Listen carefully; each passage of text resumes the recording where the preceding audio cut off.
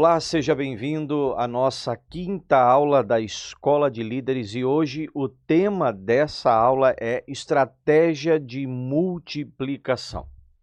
A estratégia de multiplicação. E eu quero ler com vocês um versículo, na verdade, são aqui do versículo 19 até o 22, do livro de 1 Coríntios, capítulo 9, versículo 19 ao 22. Anote aí na sua agenda, pegue a sua Bíblia e acompanhe a leitura comigo. 1 Coríntios 9, 19 ao 22. Vai estar passando aí na tela o versículo e vamos ler juntos. Acompanhe aí. Diz assim: porque, embora seja livre de todos, fiz-me escravo de todos para ganhar o maior número possível de pessoas. Observe o apóstolo Paulo aqui, falando nesse versículo aqui 19, ele diz: eu sou livre, embora eu seja livre, porém eu me fiz de escravo para ganhar o maior número de pessoas, o maior número de pessoas possíveis. Então, ou seja, o apóstolo Paulo está dizendo aqui nesse versículo, nós já vamos ler o versículo 20, 21 e 22, mas o versículo 19, ele já vai falando exatamente da estratégia dele. Ele, como um homem livre, ele decidiu se tornar um escravo para ganhar aqueles que são escravos. Agora vamos lá no versículo 20. Tornei-me judeu para os judeus, a fim de ganhar quem? Os judeus. Tornei-me judeus para os judeus, a fim de ganhar os judeus. Para os que estão debaixo da lei, e quem é que está debaixo da lei? Exatamente o povo judeu que está debaixo da lei mosaica, né? Da lei de Moisés. Tornei-me como se estivesse sujeito à lei. E aqui está entre parênteses, embora eu mesmo não esteja debaixo da lei. Ele está dizendo, olha, ainda que eu venha, né, dessa crença judaica, ainda que eu conheça toda a Escritura, conheça a Torá, ainda que o apóstolo Paulo estudou, né, aprendeu, a Bíblia diz que ele aprendeu aos pés de Gamaliel, que era um doutor da lei, que era alguém que conhecia as Escrituras, ele aprendeu, bebeu dessa fonte judaica, conheceu toda a lei, conheceu toda a Tanakh, o Antigo Testamento, os profetas, o livro dos profetas. Ele conhecia muito bem as Escrituras, conhecia a Torá, o Pentateuco, os 5 primeiros livros da Bíblia. Ele sabia de toda a lei mosaica, porém, quando ele conheceu a verdade em Cristo Jesus, ele entendeu que ele não estava mais debaixo daquela lei de Moisés. Ele entendeu isso, ele entendeu agora eu estou debaixo de um novo pacto, de uma nova lei, de uma nova visão, eu estou debaixo de uma nova aliança. Então eu não estou mais debaixo dessa lei. Porém, olha só o que ele diz, eu vou ler de novo o versículo 20. Ele diz assim: para os que estão debaixo da lei, tornei-me como se estivesse sujeito à lei. O que ele está dizendo? Ele está dizendo, olha, quando eu percebi que algumas pessoas estavam debaixo da lei, eu fui lá como se estivesse. Eu fui lá conversar com eles como se eu estivesse debaixo da lei, para que a gente pudesse realmente ter esse entendimento, para que a gente pudesse ter o mesmo nível de conversa, para que a gente pudesse ter o mesmo nível de intelectualidade, para que então ali eu pudesse, de forma sutil, apresentar o Cristo, o Messias, que é Jesus. Então, continuando a leitura no versículo 20, a parte B do versículo, para os que estão debaixo da lei, tornei-me como se estivesse sujeito à lei, embora eu mesmo não esteja debaixo da lei, a fim de ganhar o que estão debaixo da lei. Agora olha o versículo 21. Para os que estão sem lei, e quem são esses que estão sem lei? É aqueles que na época eram chamados de pagão, eram chamados de ímpio, eram chamados de pessoas que adoravam outros ídolos. Na época havia um panteão grego, panteão romano, né? A crença dos deuses gregos e a crença dos deuses romanos. Isso era muito forte naquela época e essas pessoas eram pessoas que não estavam debaixo da lei mosaica. Então, o que que o apóstolo Paulo fez? Ele fez a mesma coisa. Ele diz aqui, para os que estão sem lei, ou seja, para esse povo de fora que não conhece o Deus de Israel, mas que cada um povo, cada uma família tem o seu próprio Deus, o que que eu vou fazer? O que que eu fiz? Tornei-me, olha o versículo 21, tornei-me como sem lei, embora não esteja livre da lei de Deus e sim sobre a lei de Cristo, a fim de ganhar os que não têm a lei. E ele está dizendo assim, olha, embora eu seja livre da lei mosaica, mas eu não estou livre dos princípios e da lei de Deus. Ainda que a lei mosaica, aquilo que era as escrituras, aquilo que foi escrito por mãos de homens, ainda que uma inspiração divina para um determinado tempo, tudo bem, mas eu não estou mais debaixo dessa lei, o apóstolo Paulo diz. Mas também eu não sou alguém que vive sem princípios nenhum. Não, agora eu estou debaixo da lei de Cristo, de uma nova lei, de um novo pacto, de uma nova aliança. Agora eu estou debaixo do senhorio e da autoridade de Cristo Jesus.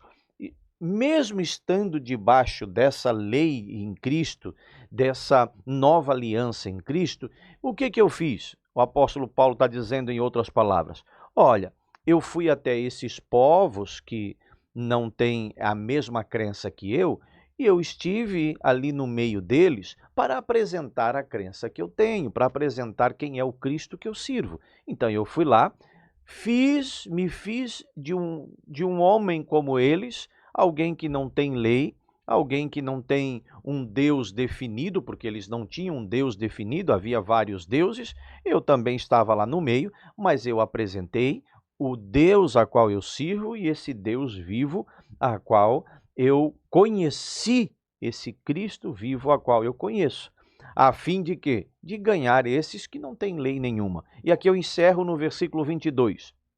Diz assim, para com os fracos tornei-me fraco. Olha só o que o apóstolo Paulo diz. Para com os fracos, tornei-me fraco. Ele se fez fraco. Ele se fez de fraco para, então, ganhar o coração do fraco. Para ganhar os fracos. Para com os fracos, tornei-me fraco para ganhar os fracos.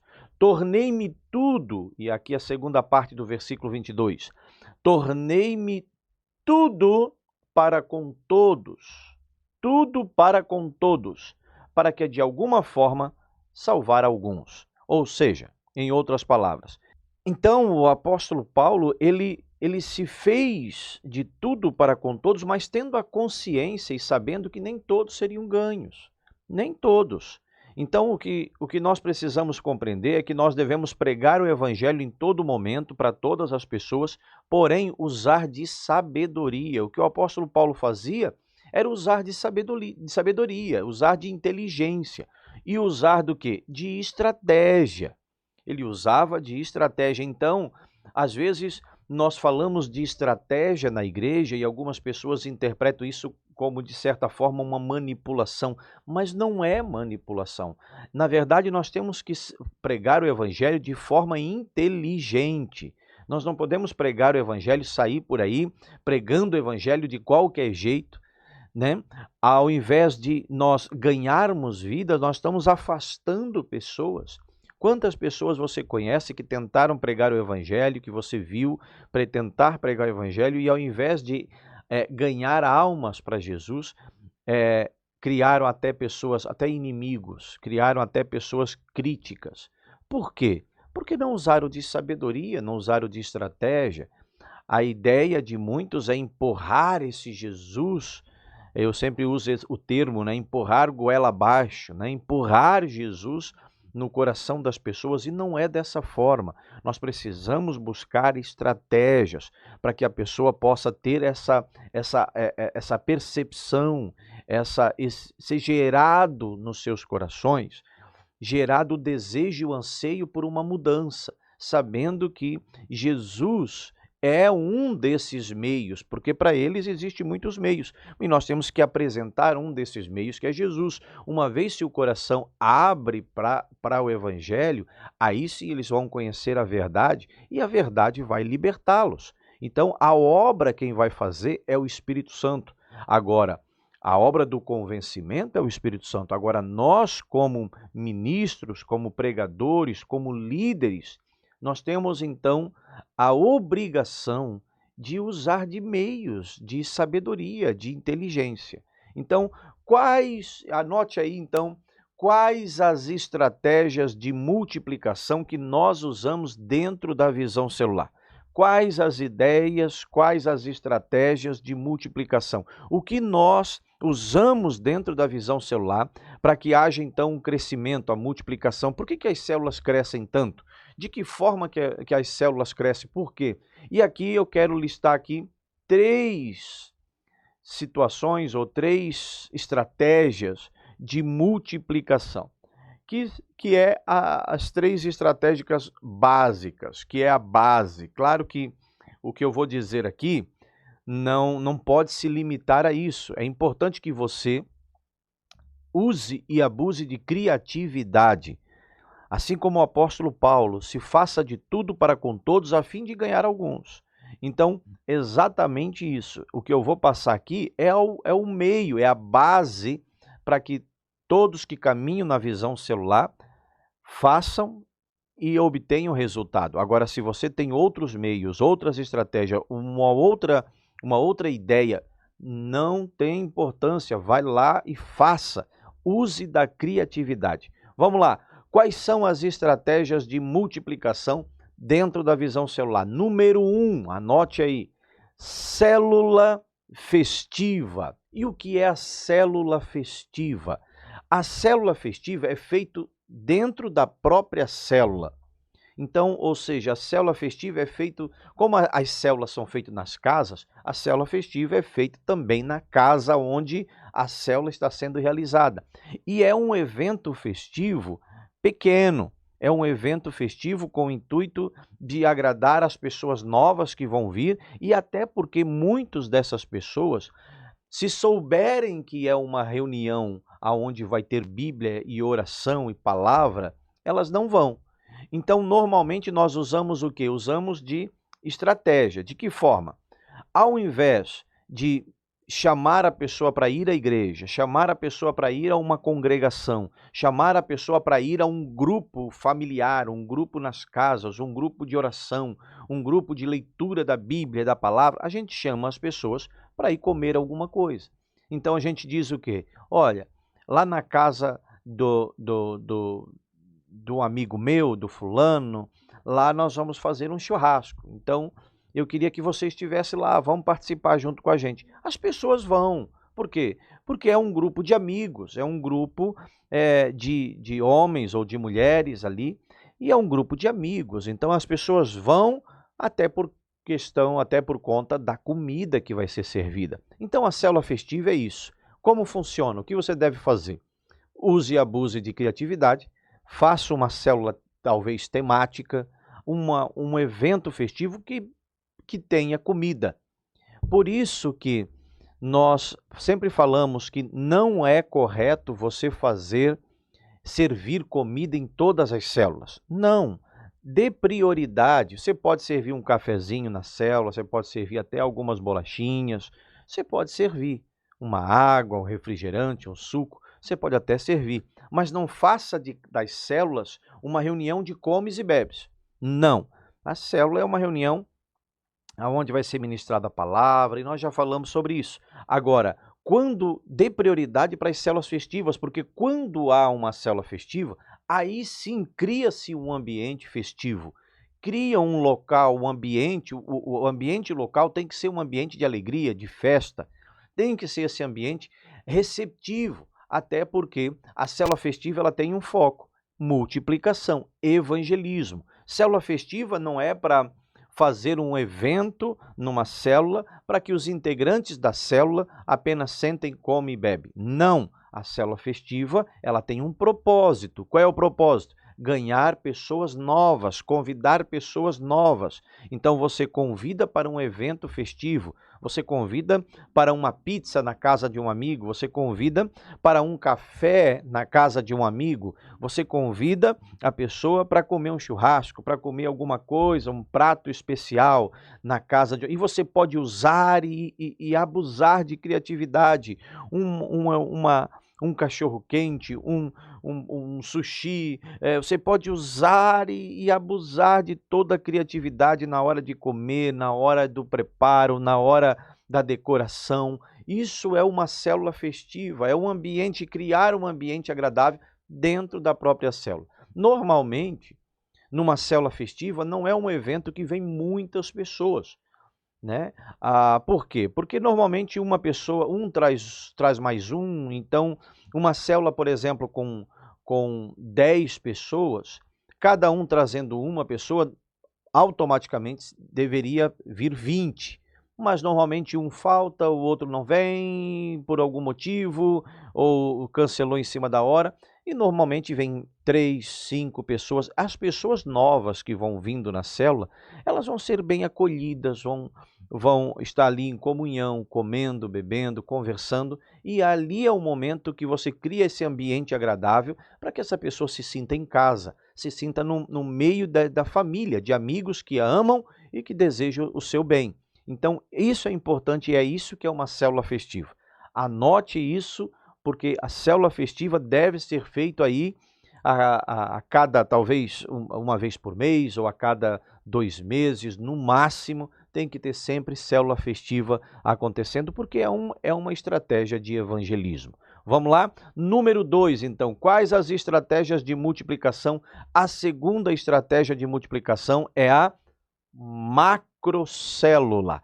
Agora, a macrocélula já mudou, já muda o foco. Por quê? Porque a macrocélula já não é só uma célula numa casa, uma festa de comes e bebes em uma sala ou na cozinha de uma casa ou num espaço de festividades que uma casa possui. Não, a macrocélula é quando você reúne mais de uma célula e faz um evento fora, mas também um evento festivo e evangelístico. Então, o que é uma macrocélula? É a união de mais de uma célula, né? A união de 2, 3, 4 células, aonde você reúne as células, você pode reunir toda a equipe de discipulados que você participa, você pode reunir essa nação, esse grupo que você está fazendo parte, todas as células do grupo, e você reúne e faz um evento festivo ou um evento temático. A macrocélula pode ser também um evento temático. Normalmente, a macrocélula ela é feita fora, né? O propósito é fazer fora de uma casa, até porque não tem como fazer uma macrocélula dentro de uma casa. Então, é importante fazer o quê? Em um espaço, em um centro de eventos, em um espaço reservado para isso, em um local público, talvez, em um local onde você pode agregar, trazer um número maior de pessoas. E aí, então, se cria uma estratégia, um planejamento para que essa macrocélula venha produzir os seus frutos, venha render frutos, venha ser uma macrocélula com evangelismo. Então, na macrocélula, você reúne mais de um líder, mais de uma célula e começa a delegar funções. Uma pessoa vai cuidar da portaria, outro vai cuidar do encaminhamento às pessoas, talvez para uma mesa, talvez para as cadeiras, ou então para um espaço, se for um evento temático, para aquele espaço, alguém que possa estar recepcionando, cuidando das pessoas, encaminhando as pessoas, para que as pessoas se sintam bem e não se sintam perdidas no local, né? Outras pessoas para servirem a água, o refrigerante, o suco, outras pessoas para servirem ali a comida, ou se tiver, né, dependendo do evento que é feito. Então, ou seja, a macrocélula é um evento a nível de cidade ou de bairro. É um evento a nível de comunidade. A célula festiva é um evento dentro de uma casa para poucas pessoas. A macrocélula é um evento a nível de comunidade, talvez um bairro, talvez um condomínio, talvez ali até um evento na cidade, quem sabe alugar ou quem sabe pegar aí o ginásio de esporte local, comunitário e fazer um grande evento, um evento de música, um evento de teatro, um evento que possa agregar e atrair pessoas. E aí se reúne mais de uma célula. Há eventos esportivos, como um campeonato de futebol, um campeonato de alguma prática esportiva, alguma coisa que possa agregar e atrair pessoas. E normalmente são pessoas do mundo, pessoas que não têm princípios, que não caminham com o Senhor, que não caminham em Cristo Jesus, que não têm conhecimento da palavra. Então vai ter pessoas de todos os tipos, pessoas de todos os credos, pessoas de todas a cultura. Então, a macrocélula tem esse foco, né? Pode ser feito um evento de moda, pode ser feito um evento voltado para a estética feminina, pode fazer um evento voltado a situações, coisas do dia a dia de cada comunidade, né? Então, uma palestra, esses eventos são eventos maiores, isso é uma macrocélula onde se reúne mais pessoas, mais células, exatamente para trazer um reforço, para trazer ajuda. E isso vai envolver todos das células. Até aquelas pessoas novas que estão vindo na célula, elas vão botar a mão ali na massa e vão auxiliar e ajudar a liderança. E isso é bom porque gera comunhão, gera unidade, gera compromisso, isso gera propósito. Então a macrocélula tem que ser feita aí, talvez não dá para fazer uma vez por mês, claro, mas é importante que faça aí 2 vezes ao ano, no mínimo, né? Então é importante que a macrocélula seja constantemente gerado no meio da visão celular. Tem muitas igrejas e pastores que acabam deixando a macrocélula de lado. E é isso que nós precisamos reforçar. A macrocélula é um evento extremamente importante de evangelismo que vai impactar uma sociedade. Isso leva o nome da igreja, leva o nome da liderança, leva o nome dos pastores e, principalmente, aquele que é o mais importante, leva o nome de Cristo Jesus. Então, quais as estratégias de multiplicação? Número 1, célula festiva. Número 2, macrocélula. Agora vamos falar da terceira estratégia de multiplicação. Se chama evento de confraternização. Eventos de confraternização. Essa terceira estratégia, ela já não foca no evangelismo, apesar que é uma estratégia de multiplicação, mas não foca tanto no evangelismo, ainda que você possa evangelizar, você possa ganhar vidas usando alguns eventos de confraternização. Mas os eventos de confraternização, eles são feitos, a estratégia, o foco principal é a consolidação de novos membros. Então, vamos lá, vamos recapitular. Se você fizer uma célula festiva ou uma macrocélula e ganhar ali 2, 3, 4, 5 pessoas para a sua célula, é importante que você agende e marque um evento de confraternização para que essas pessoas tenham comunhão na sua célula. O que você vai fazer? Talvez um dia no parque, talvez um dia em uma chácara, em um local mais reservado, talvez passar, ou talvez até marcar uma atividade esportiva, talvez marcar um evento até de ir no restaurante, ir em uma pizzaria, enfim. Existem muitos eventos, muitas estratégias. O que você precisa é tomar uma atitude, trazer essas pessoas para perto e criar uma estratégia para que essas pessoas possam se sentir bem, se sentir em casa. Você pode ir numa praia, levar essas pessoas para praticar algum esporte na praia. Isso são eventos de confraternização, de alegria. Não é esse evento de confraternização, não necessariamente precisa ter lá uma reunião abrindo a Bíblia, uma oração, uma explanação da palavra. Não. É mais para gerar essa comunhão, as pessoas ali, os integrantes da célula, terem comunhão com os novos integrantes da célula. Diferente de uma célula festiva, aonde você vai ministrar uma palavra ou dar um testemunho, diferente de uma macrocélula, aonde você vai apresentar Jesus, ministrar uma palavra, dar um testemunho. O evento de confraternização pode acontecer, dependendo dos eventos, pode acontecer de você trazer uma palavra também. Mas o objetivo principal é exatamente a comunhão, a unidade, conhecer.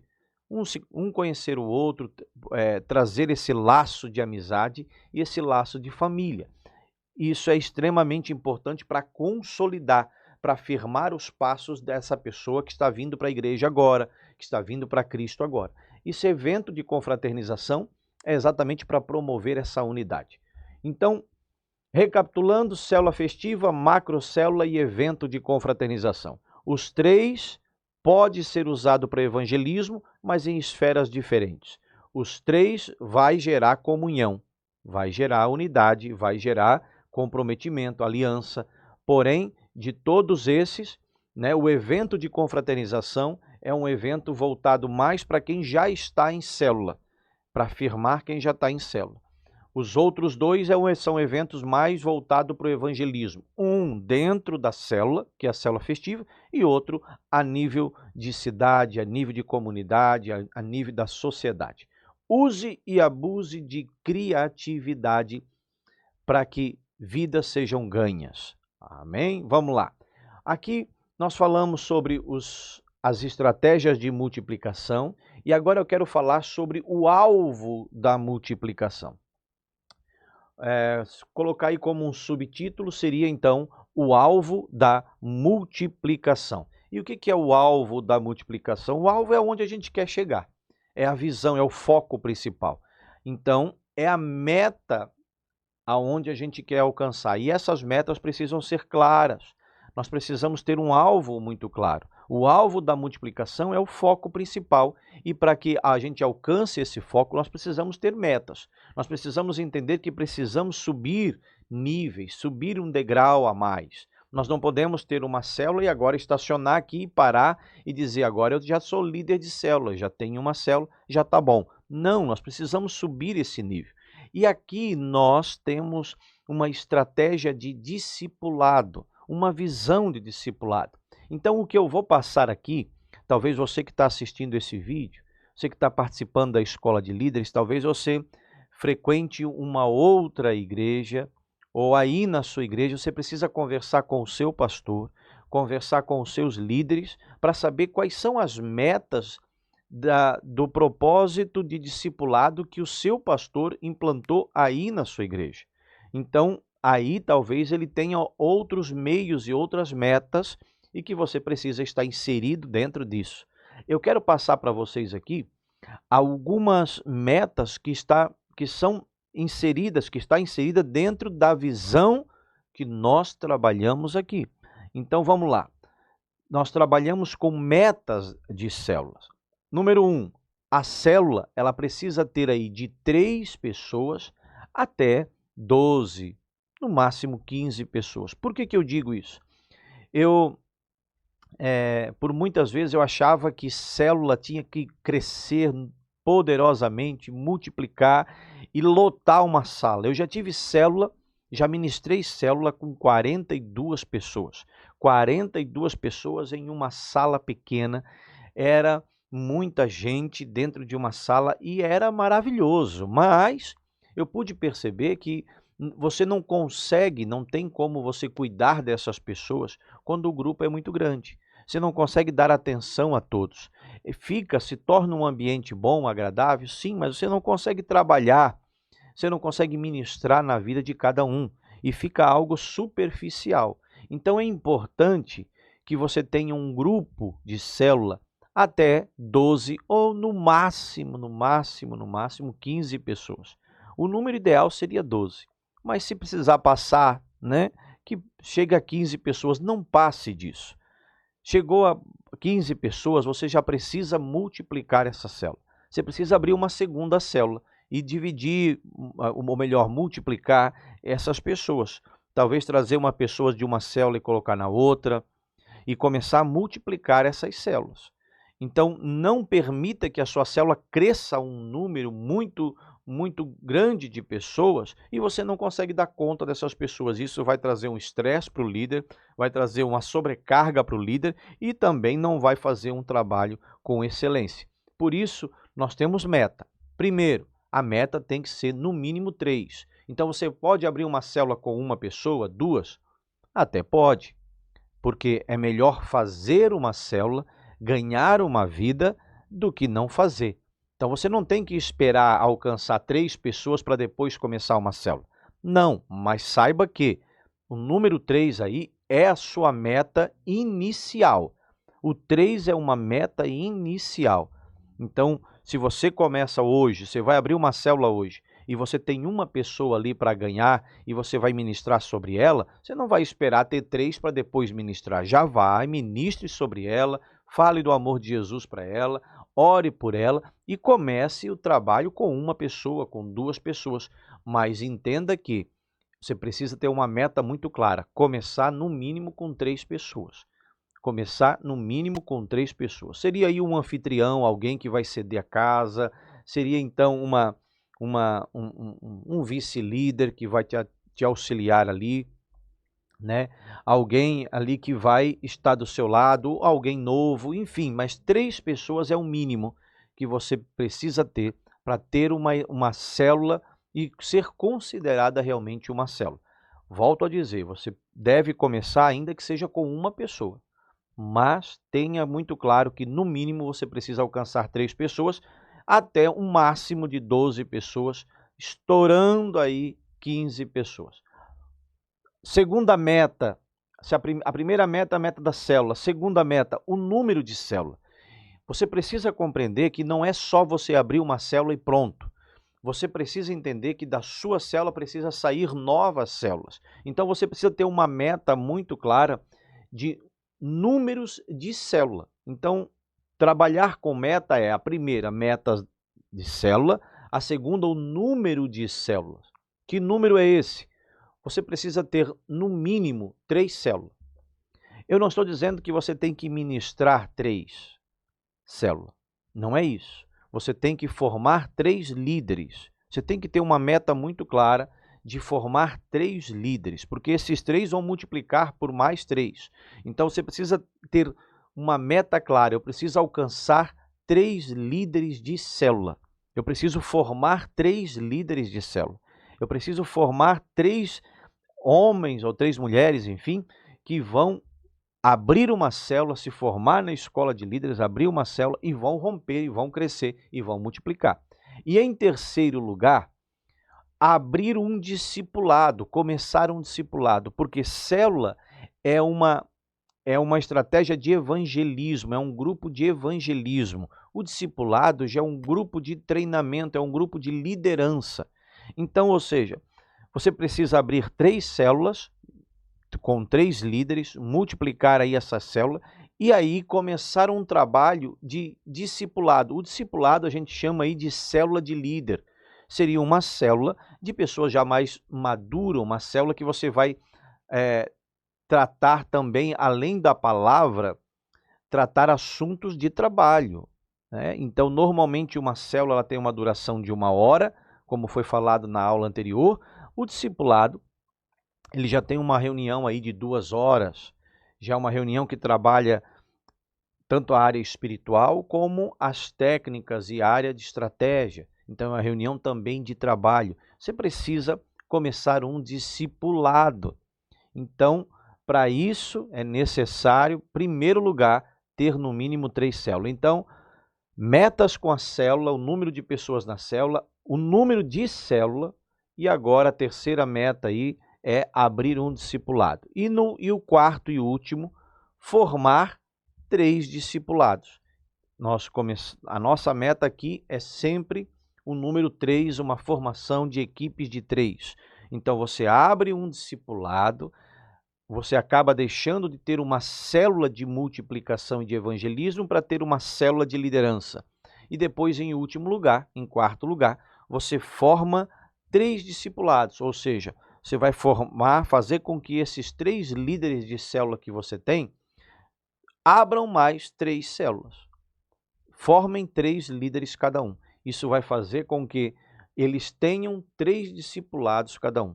E aí você se torna o que nós chamamos de líder de nação, porque você vai ter ali um grupo de liderança, né, de 12 líderes abaixo de você.